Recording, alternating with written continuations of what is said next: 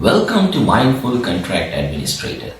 This series of video clips has been designed to cultivate the habit of mindfulness within contract administrators. Today's topic is about informed consent, which is a notion which goes hand in hand with the concept of conflict of interest.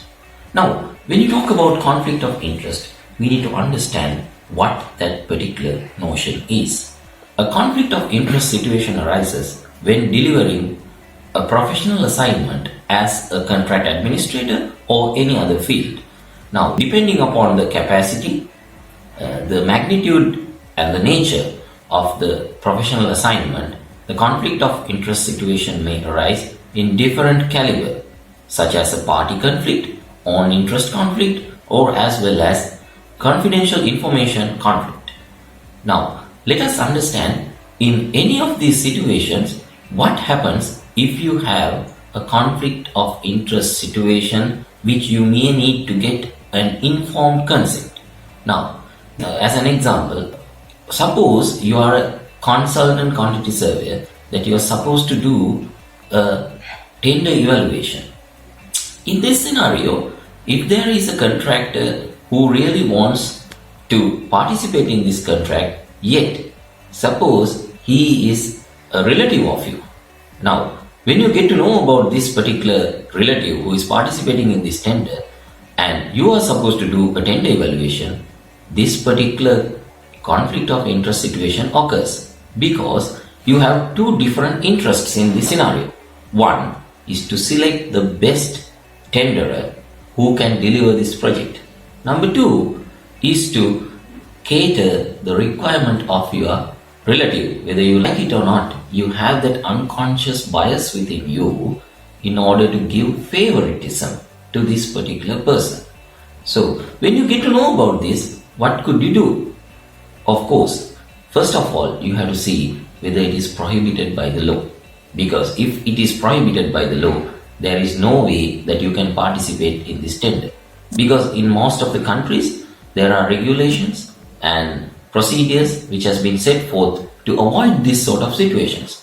For instance, the same family members cannot work within the same organization in most of the countries.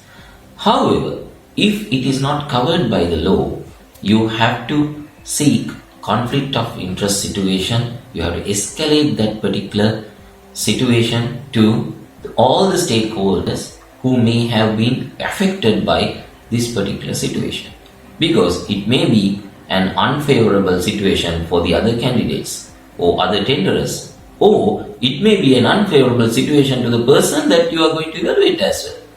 Now, for example, suppose if there is an ex-colleague that you have to interview, right, to get him into your organization.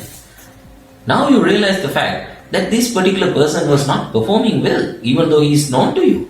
So it will be a detrimental effect to this person. So conflict of interest situation will not always favor the person.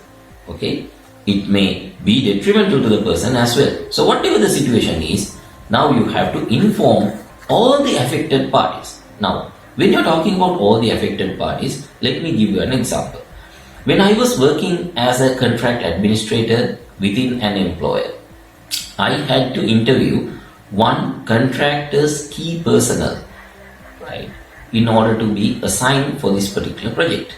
However, prior assignment of that particular person, I realized the fact that particular candidate was one of my APC students, one of the candidates who sat for the RICS APC under me. So what I did, I disclosed this to all affected parties.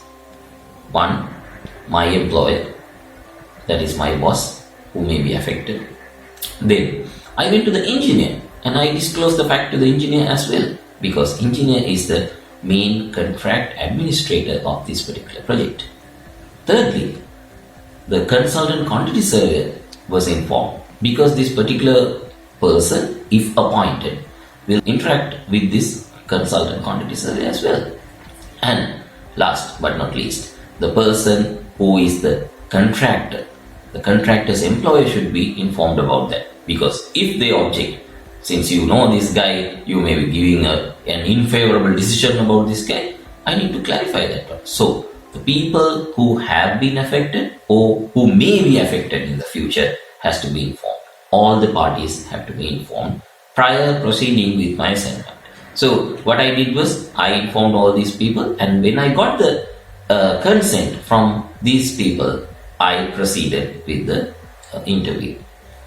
So, conflict of interest situation which arises in these kind of situations may require informed consent from all affected parties. Now, once again coming back to the terminology of informed consent.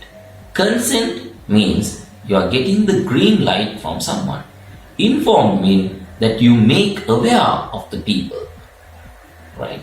So when you make aware of the people about the situation of the conflict of interest, you have to get the green light from all the people who have been affected or who will be affected in future. Now I'll give you an example where it will be affected in the future. Suppose one person is going to be a relative of you in future. Maybe he's going to marry one of your cousins or something like that. Now this situation happened to me as well. So in future, if you know someone who is going to be part of your family members, definitely it will also arise with the conflict of interest situation. So I hope this particular video has helped you to comprehend the notion of conflict of interest